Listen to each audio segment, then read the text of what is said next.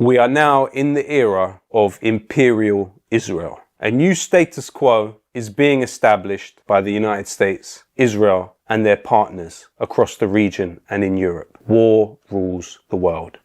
Permanent genocide. There is no turning back. The Zionist empire of Israel is expanding. Israel, in 600 days, has bombed Gaza, Syria, Lebanon, Iran, Yemen, and the coast of Malta. Israel is setting the world on fire to protect its genocide. From a settler colonial ideology to an imperial power, the choice in the region is between independence or direct Israeli control. Israel is today a psychopathic entity. It kills as it breathes. Let me just bring you some breaking news. Around 60 people, including 20 children, have been killed in an attack on a housing complex in the capital, Tehran. Israel has added Iranian children to the long list of children it kills. It also killed civilians, nuclear scientists, and even the person heading Iran's nuclear negotiations, Ali Shamkhani. Today we sat down with Ali Shamkhani. He said Iran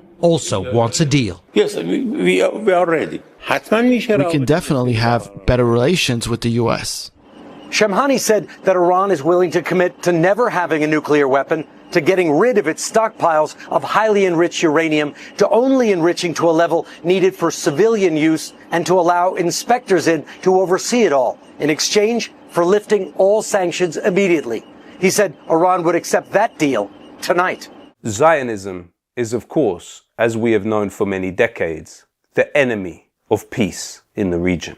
Israel has bombed a nuclear facility in Iran. If any state in the world were to bomb a nuclear facility anywhere, there would be universal condemnation of that act. Instead, we find universal collaboration with that act. A Downing Street spokesperson has told us that the Prime Minister has spoken to the President of France, Emmanuel Macron, and the German Chancellor, Friedrich Merz, this morning. The leaders discussed the long-held grave concerns about Iran's nuclear program. The leaders reaffirmed Israel's right to self-defense. They forget to mention that Israel has over 200 nuclear warheads, which it does not declare. It's the only state in the Middle East which does so.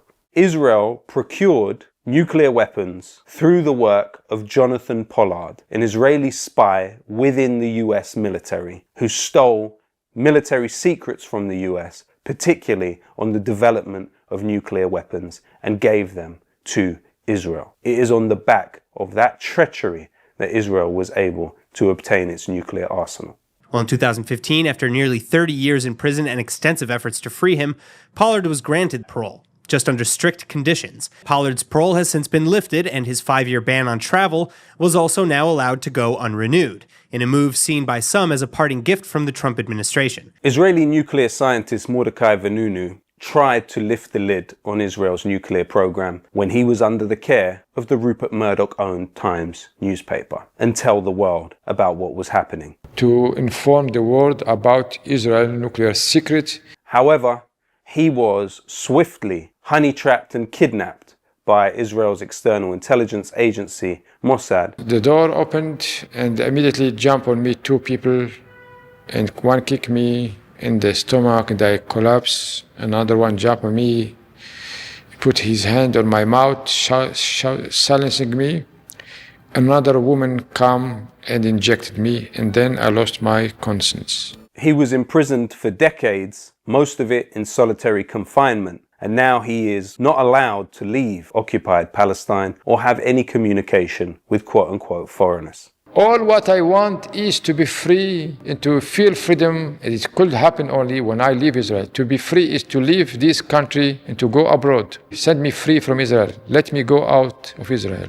Israel and its supporters talk about this as a preemptive strike against Iran. But it is Israel that has within its military directorate something called the Samson option, which is justifying the use of nuclear weapons against a target it deems fit. Iran has no such directive and has no nuclear weapons. Iran is being targeted for regime change because for decades, it has supported the Palestinian resistance. The commitment of Iran to Palestine's liberation is not emotional or symbolic.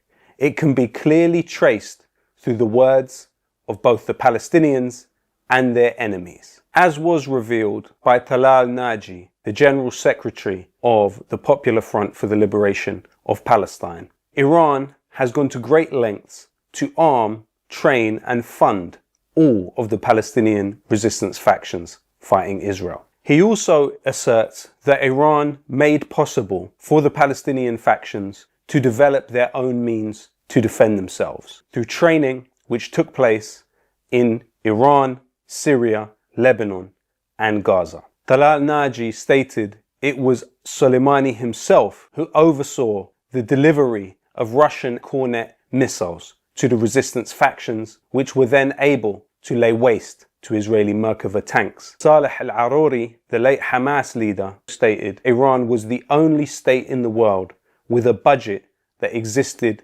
specifically for Palestinian liberation. The testimony of these individuals on Iran's contribution to the Palestinian cause cannot be discounted when understanding the development of all of this. The leader of the Iranian Revolution, Khomeini, stated, "We are the supporters of any oppressed people. Anyone, anywhere who is oppressed, we will have sympathy with them. The Palestinians are oppressed by the Israelis, and Israelis is the oppressor, so we are sympathetic with the Palestinians." He also stated, everyone should realize that the world's superpowers aim to create Israel does not end with the occupation of Palestine. They plan, heaven forbid, extending the fate of Palestine to all Arab countries. We are now in the process of the Greater Israel Project. Foreign intervention and regime change is not new in Iran. In the early 50s, Mohammad Mossadegh, a leader who was democratically elected, was overthrown in a CIA and MI6-backed coup in order to push back and establish what is now known as British Petroleum, BP. At that time, the company, the Anglo-Iranian oil company, Mossadegh hoped to nationalize it and use the country's resources for the betterment of his people. For that, he was overthrown and the Shah was installed. Today, you have the son of the Shah vying to take over Iran. The ultimate solution is regime change. Now we have an opportunity. Where are we heading? Alex Karp of CIA firm Palantir, which has been essential to Israel's genocide in Gaza. I'm super proud of our stuff on the battlefield and to kill our enemies and scare them because they know they will be killed. That's my agenda. It doesn't have to be yours. Alex Karp says that a three-front war with China, Russia, and Iran is on the cards. The United States is remaking the world, and Israel is the spear. We need to use our voices in every way we can to fight for peace and not war. While this policy is being taken by some of the most unpopular governments in the history of humanity, the vast majority of people across the world are against this war. Israel has normalized the killing of children in Palestine, in Gaza, in Yemen, in Syria, in Lebanon, and now Iran. The longer this continues, the more possible it will be in future to kill other children in other places. This is degrading our own humanity.